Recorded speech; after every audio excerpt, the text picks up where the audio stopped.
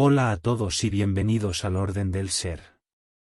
Un podcast donde hablaremos de filosofía, historia, ciencia y conocimiento en general. El objetivo es aprender y transmitir una verdad fundamental. El ser tiene un orden, la vida tiene un sentido.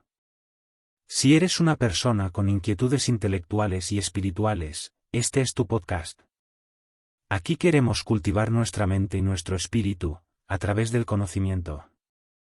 Vamos a empezar comentando uno de mis libros favoritos, titulado Los 100, un ranking de los 100 personajes más influyentes de la historia, de Michael H. Hart. Esto nos permitirá hablar de muchos temas interesantes, de la mano de las personas que más han influido en la humanidad. El autor, Michael H. Hart, es un científico, astrofísico de profesión, que se hizo conocido en 1975 por publicar un análisis detallado de la llamada paradoja de Fermi. La paradoja consiste en considerar, ¿por qué no hay evidencia clara de vida inteligente extraterrestre en un universo tan enorme, con tantos miles de millones de galaxias, con miles de millones de planetas en cada una? Michael Hart, tras un riguroso análisis, argumentaba las condiciones tan extremadamente especiales que tenía el planeta Tierra, condiciones necesarias para albergar vida. Fue uno de los primeros científicos en señalar esto, labor que luego han continuado muchos otros, dando lugar a lo que hoy se conoce como el principio antrópico.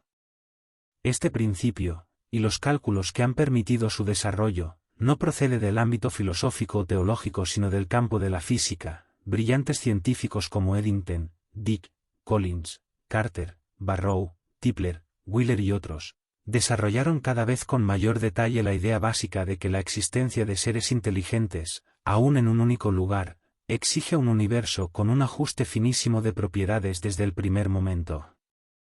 Entramos así, de lleno, a justificar el título de este podcast. En nuestra realidad podemos apreciar que todo está ordenado hacia un fin, o propósito. Allá donde miremos observamos finalidad, empezando por nosotros mismos. Todo lo que hacemos, lo hacemos con un propósito. Si vamos al médico, o tomamos medicamentos, es para mejorar nuestra salud. Si llamamos a alguien por teléfono es para hablar con esa persona. Si compramos comida en el supermercado es para alimentarnos. Pero no solo observamos finalidad en el ser humano, también en los animales, las plantas e incluso en los seres inertes, aunque ellos no sean conscientes de esa finalidad y solo se orienten a ella instintivamente, o de forma predeterminada. Merece la pena reflexionar sobre ejemplos de finalidad que encontramos en la naturaleza. Voy a citar a Manuel María Carreira, doctor en física además de filósofo y teólogo. Ustedes piensen en la maravilla que estamos acostumbrados a aceptar sin darle importancia, pero que es increíble cuando se explica. ¿Qué es un huevo de gallina? Pues uno diría, tal vez, unos 70 u 80 gramos de una gelatina donde no hay apenas estructura alguna. Sin embargo, pongan ustedes el huevo a la temperatura adecuada y verán un puntito color café que hay en la yema y que empieza a tener una actividad extraordinaria. En pocos días aparecen hilos, aparecen tubos y se forma el comienzo de un sistema circulatorio y de un sistema nervioso. Pasan unos días más y empieza a latir un corazón. Pasan unos cuantos días más y se forma un aparato digestivo y un comienzo de un esqueleto y aparece el esbozo de unos ojos. Así, en 3 semanas, el pollito se construye a sí mismo desde una célula hasta miles de millones de células. Y se construye a sí mismo sin ayuda externa y sin dejar escombros. Y a las 3 semanas el pollito con ojos capaces de ver, con todo hasta las plumitas, rompe el cascarón, salta fuera y empieza a correr y a picotear y alimentarse. Si esto nos lo contaran de una semilla de universidad, que se pusiese en el suelo y que se construyese la universidad ella sola, diríamos que eso es imposible, un puro cuento de ciencia ficción. Sin embargo, el pollito es enormemente más complicado que una universidad, y en el caso de un ser humano, una célula se desarrolla hasta dar lugar al cuerpo adulto, con 100 billones de células. ¿Cómo se puede hacer esto? Pues solamente con una codificación genética, que exige moléculas de miles de millones de átomos. Fin de cita. Esto es tremendo, y más teniendo en cuenta que todas las células de un ser vivo llevan, exactamente, la misma información genética, el mismo ADN. No obstante, esa enorme cantidad de información codificada genéticamente, es la que permite que las células se coordinen, y cada una sepa en qué tipo de célula tiene que convertirse, y cuándo tiene que hacerlo. Así, en el caso de un ser humano, una será una célula de tejido muscular, otra se convertirá en una célula del ojo, otra del cerebro, otra del riñón. Todas con la misma información genética, pero cada una se desarrollará de forma muy diferente y perfectamente coordinada. Para al final, realizar funciones muy diferentes. Esta también es la razón de que de un huevo de gallina siempre salga un pollito, y nunca un cachorro de perro u otra cosa. Y también es la razón que hace que de una semilla de olivo siempre acabe creciendo un olivo y no cualquier otro árbol. Evidentemente, esto requiere el concepto de finalidad. Si no existiera la idea e información previamente de cómo tiene que ser un olivo, un pollito, o un ser humano, entonces, una semilla, un poco de gelatina confinada, o una célula respectivamente, no podrían llegar a ser lo que tienen propósito de ser. Siguiendo esta línea, voy a citar aquí al doctor en teología José Antonio Sayés. Es una cita, con alguna pequeña modificación mía para mejor aclaración, donde explica la diferencia entre orden convencional y orden objetivo.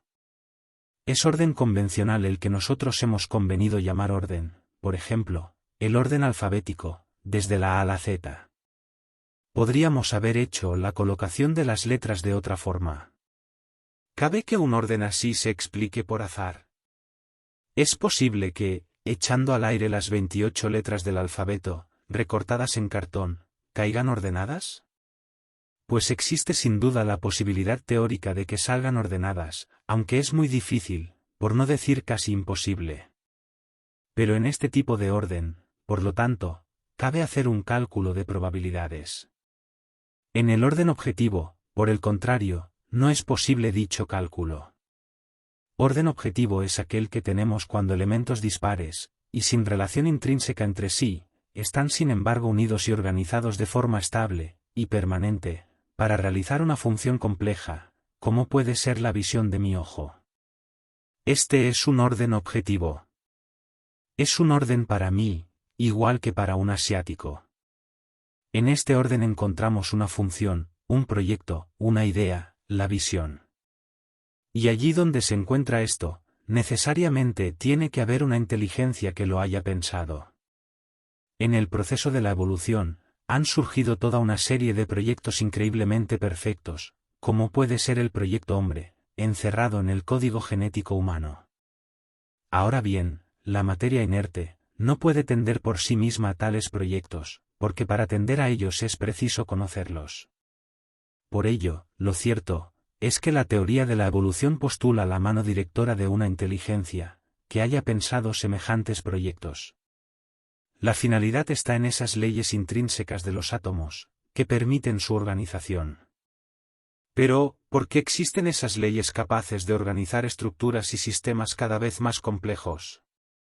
¿Por qué no surgió el caos cuando, desde el punto de vista estadístico, tenía infinitamente más posibilidades de surgir? Como decía el gran matemático Henri Poincaré, la casualidad es el nombre que le damos a nuestra ignorancia. Fin de cita. Nos queda por reflexionar ahora, sobre la finalidad intrínseca que se encuentra en el propio universo. Cuando decimos universo, nos referimos a toda la realidad material, incluyendo un hipotético multiverso.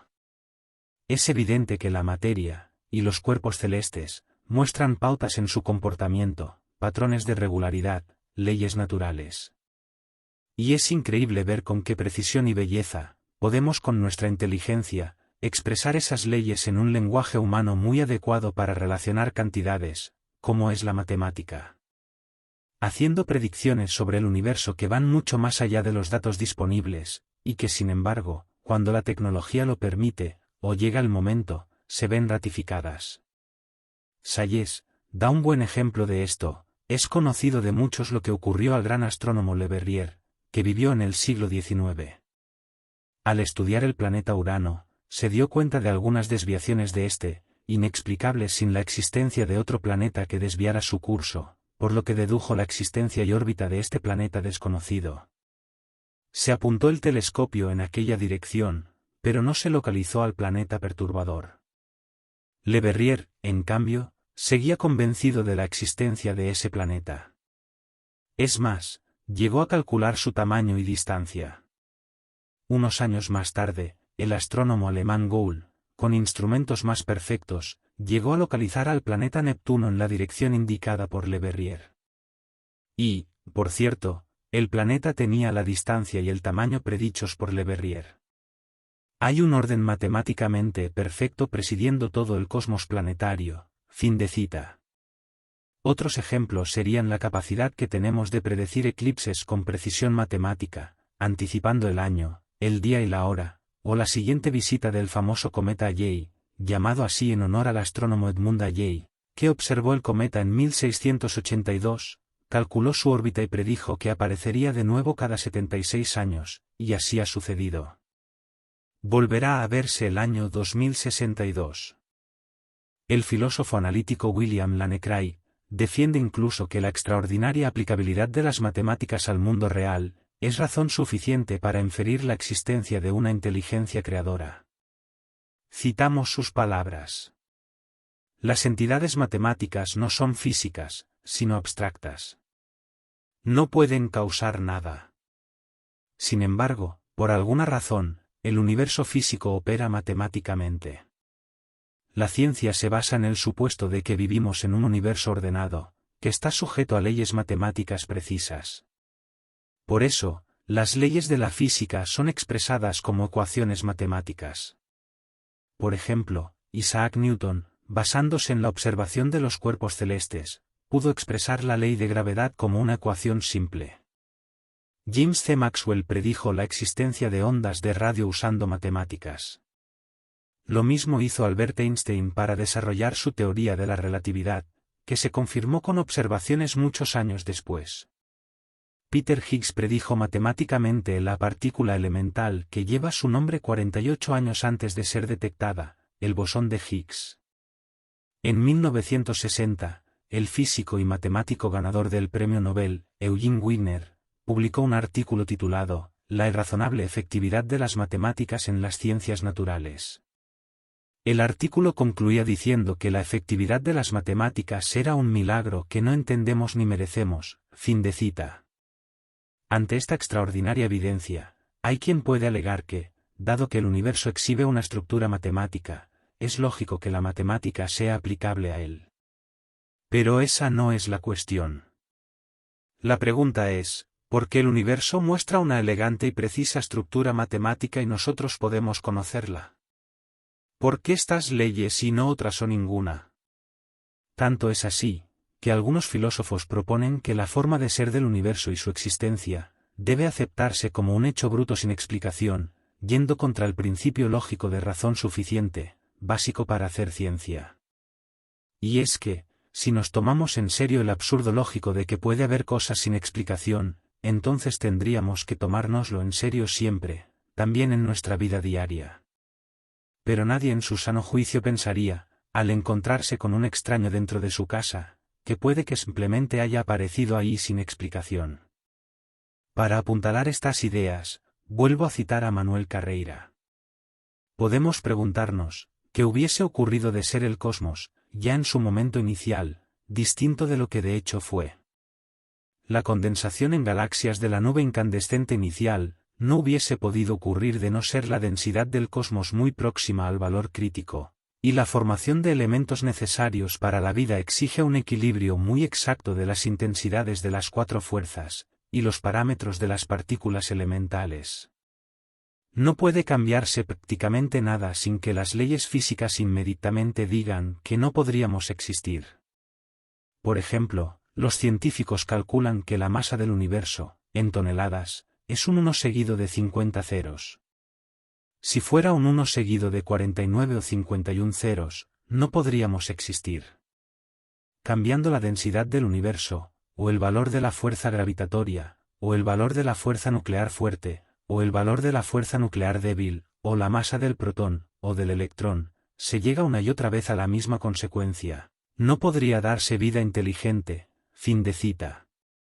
Bien porque no se formarían estrellas, o bien porque no se formaría ningún elemento además del hidrógeno, o bien porque el universo implosionaría sobre sí mismo al poco de existir.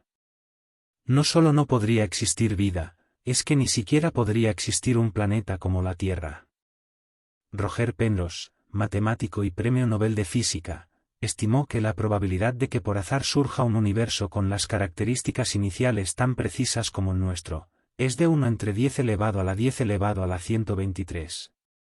Un número tan grande que es inimaginable.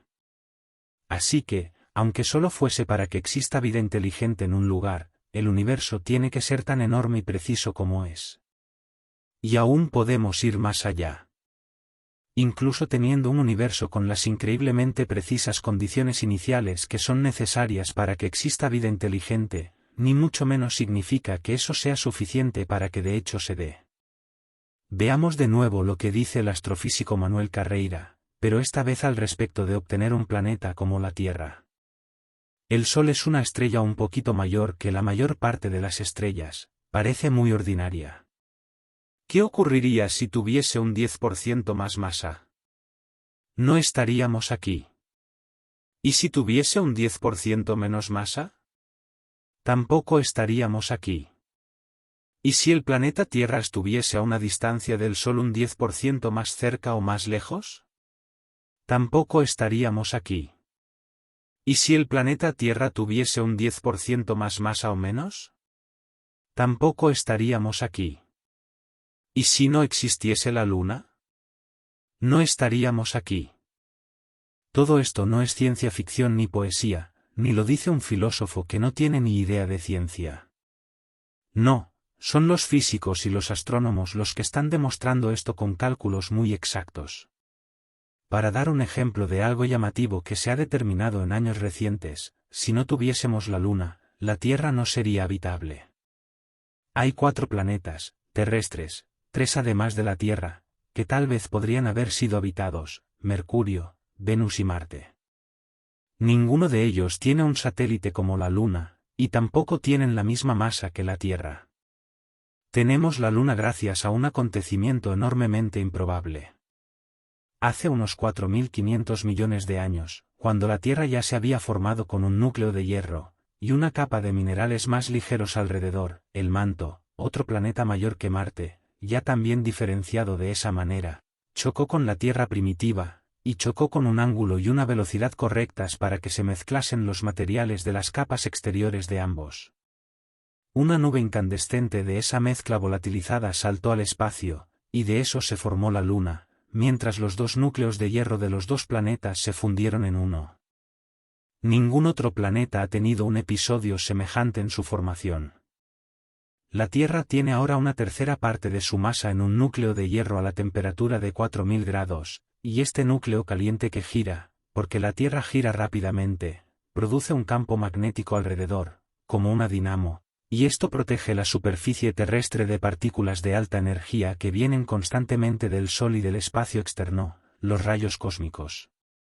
Si no tuviésemos ese campo magnético, los rayos cósmicos estarían constantemente causando mutaciones nocivas en los seres vivos.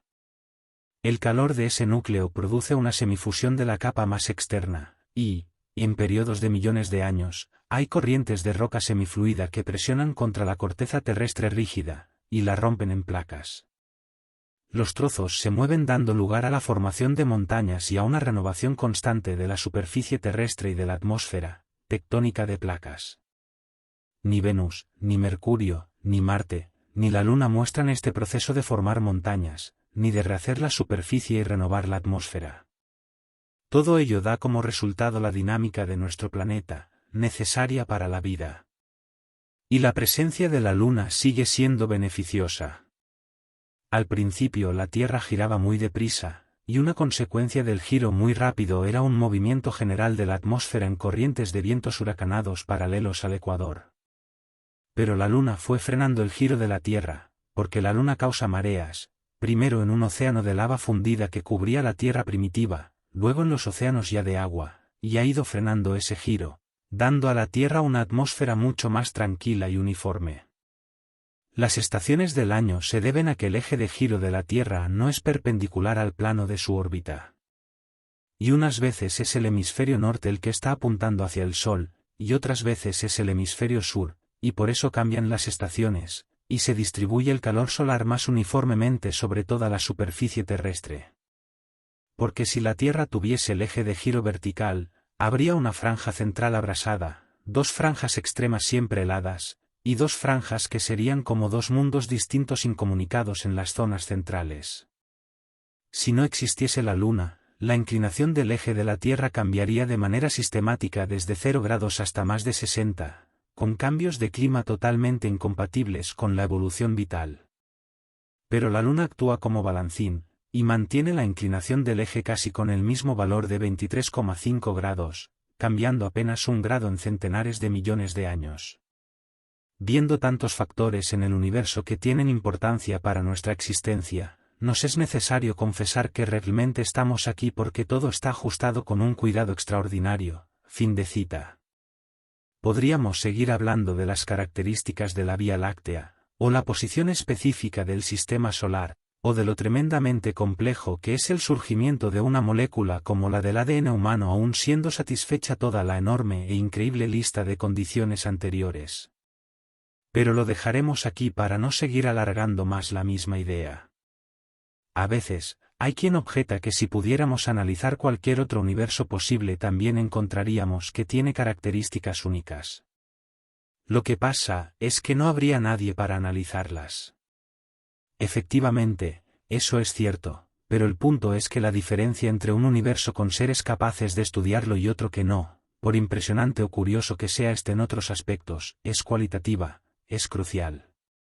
Como dice Manuel Carreira, a un Dios creador no le va a interesar ver cómo se queman estrellas, o cómo corren lagartijas por el suelo, pero sí un universo con otros seres inteligentes capaces de relacionarse con él. Otra objeción es decir que, para que un universo tan enorme, con un desarrollo tan complejo, solo para que se forme un planeta donde puedan vivir seres humanos. A esto hay que contestar que ciertamente, Dios no tenía obligación de haber hecho eso. Podía habernos creado de forma más simple.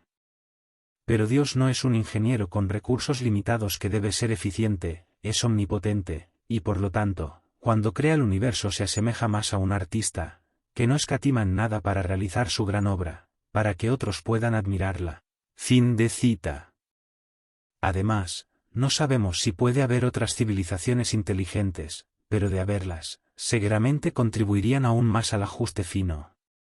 Por tanto, hemos expuesto ya motivos de sobra para justificar la primera idea que queremos transmitir en este podcast. El orden del ser. Si te ha gustado, no olvides darle like, comentar y suscribirte. En el siguiente audio comenzaremos con el comentario del libro, Los 100, y con su primer personaje histórico. Un fuerte abrazo y gracias por escuchar.